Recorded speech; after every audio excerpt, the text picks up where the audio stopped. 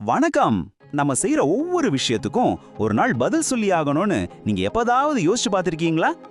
இஸ்லாமிய நம்பிக்கையில அப்படி ஒரு நாள் கண்டிப்பா வரும். அந்த நாள் தான் மறுமை நாள், அதாவது இறுதி தீர்ப்பு வழங்கும் நாள்.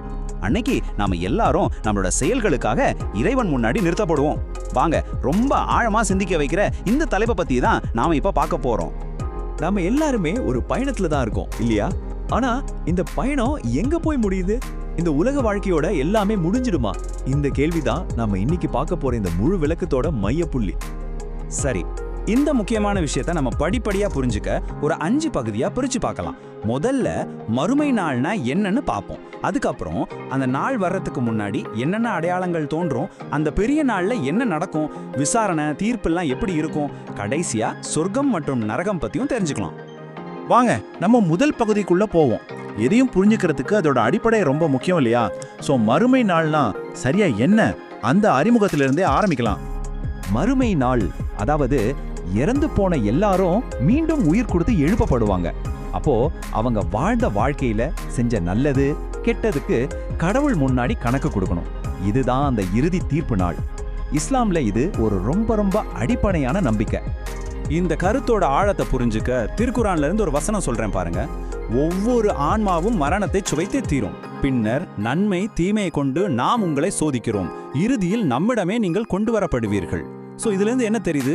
இந்த உலக வாழ்க்கை ஒரு டெஸ்ட் மாதிரி. அந்த இறுதி விசாரணையை தவிர்க்கவே முடியாதுன்னு இது நமக்கு ஞாபகப்படுத்துது. சரி, இப்போ அடுத்த பகுதிக்கு போகலாம். யோசிச்சு பாருங்க, ஒரு பெரிய புயல் வரத்துக்கு முன்னாடி அதுக்கு சில அறிகுறிகள் இருக்கும்ல, அதே மாதிரி தான் இந்த இறுதி நாள் வரத்துக்கு முன்னாடியும் சில அடையாளங்கள் தோன்றும்னு இஸ்லாம் சொல்லுது. என்னன்னு பார்க்கலாம் வாங்க. இந்த அடையாளங்களை நாம புரிஞ்சுக்கிறதுக்காக 2 வகையா பிரிக்கலாம். ஒன்னு சின்ன அடையாளங்கள், இன்னொன்னு பெரிய அடையாளங்கள். சின்ன அடையாளங்கள்னா என்னன்னு பார்த்தா, அது காலம் போக போக தோன்றிட்டே இருக்கும், அதிகமாயிட்டேயும் போகும். சில உதாரணங்கள் பார்க்கலாம். மார்க்கத்தோட அறிவு குறையிறது, ஒழுக்கக்கேடுகள் ஜாஸ்தி ஆகிறது, மனுஷங்க உயரமான பில்டிங் கட்டுறதுல போட்டி போடுறது, அப்புறம் இந்த காலம் ரொம்ப வேகமா போற மாதிரி ஒரு உணர்வு, இது மாதிரி விஷயங்கள். ஆனா இன்னொரு பக்கம் பெரிய அடையாளங்கள் இருக்கு. இது மொத்தம் 10. சின்ன அடையாளங்கள் மாதிரி இல்லாம இது வர ஆரம்பிச்சுச்சுன்னா உலகத்தோட முடிவு ரொம்பவே பக்கத்துல வந்துடுச்சுன்னு அர்த்தம். ஒரு ஃபைனல் வார்னிங் மாதிரி. அந்த 10ல சில முக்கியமானதை இப்ப பார்ப்போம். உலகம் ஃபுல்லா ஒரு மாதிரியான புகை மூட்டம் சூழறது, அப்புறம் தஜ்ஜால்னு சொல்ற மக்களை வழிகெடுக்கிற ஒரு பெரிய பொய்யன் வருவான், பூமியிலிருந்து ஒரு அதிசய மிருகம் வெளியே வந்து மனுஷங்க கிட்ட பேசும், அப்புறம் இப்ப நம்பவே முடியாத ஒண்ணு, சூரியன் கிழக்குல உதிக்கிறதுக்கு பதிலா மேற்கிலிருந்து உதிக்கும். இதெல்லாம் நம்ம அறிவுக்கு எட்டாத இந்த உலகத்தோட இயற்கையே தலைகீழ புரட்டி போடக்கூடிய பெரிய நிகழ்வுகள். சோ இந்த அடையாளங்கள் எல்லாம் நடந்து முடிஞ்சதுக்கு அப்புறம் அந்த பெரு நிகழ்வு, அந்த நாள் வரும். அன்னைக்கு என்னதான் நடக்கும், எப்படி ஸ்டெப் பை ஸ்டெப்பா நிகழ்வுகள் இருக்கும், வாங்க பாப்போம். ஓகே, ஃபர்ஸ்ட் எக்காலம் ஊதப்படும். அந்த சத்தத்துல வானத்திலையும் பூமியிலையும் இருக்கிற எல்லா உயிர்களும் அழிஞ்சிடும். அப்புறம் ஒரு 40 வருஷம் ஒரு ஆழமான அமைதி. அதுக்கப்புறம் 2வது எக்காலம் ஊதப்படும். இந்த தடவை மனுஷன்ல இருந்து கடைசி மனுஷன் வரைக்கும் எல்லாரும் மீண்டும் உயிரோடு எழுப்பப்படுவாங்க. அப்புறம் எல்லாரும் விசாரணைக்காக ஒரே இடத்துல ஒன்னா சேர்க்கப்படுவாங்க. கோடி மக்கள் எல்லாரும் ஒரே இடத்துல. இப்ப யோசிச்சு பாருங்க, அன்னைக்கு தான் அந்த நாளோட ரொம்ப முக்கியமான, ரொம்பவே பதட்டமான ஒரு கட்டம் தொடங்கும். அதுதான் விசாரணை.